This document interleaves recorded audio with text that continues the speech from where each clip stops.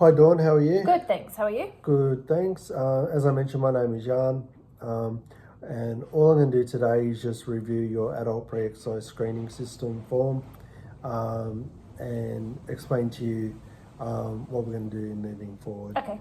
in getting you an exercise plan started. Yep. If you've got any questions, just feel free to ask me, Okay. and I'll do the best I can to explain them. So just reviewing this, in the stage one, under question one, you've ticked yes. Yep. Okay, that your medical practitioner has told you that you have a heart condition, or have you ever suffered a stroke? Mm-hmm. So I just want to confirm that was yes. You've ticked no to question 2 here. Yep. No to question 3, no to question 4, and no to question 5 and 6. Is that correct? Correct. Okay, great. So just based on this stage one of your APSS, I'm just going to go through what we're going to do with this information. So we've reviewed that, and what we're going to look at doing is I'm going to fill out these two forms here. The first one's a client consent form, which if you're happy to do, I'll get you to sign that. Yep.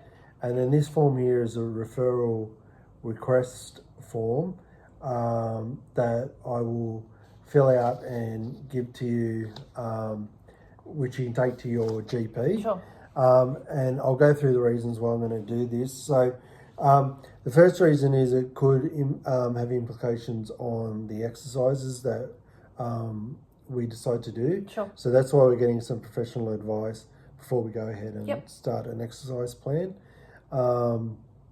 And that's because different exercises and different environments can affect yourself if you have had a heart condition or had a stroke. Yep. So we don't want to complicate things or have any adverse reactions. So that's why we're getting professional medical advice for that. Yep.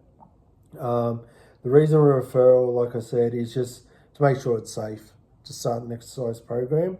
And the doctor will be able to give us some guidelines on how to approach that. And he'll be able to identify any adverse effects that certain exercises will have, and will be able to give us guidance on what to choose moving forward.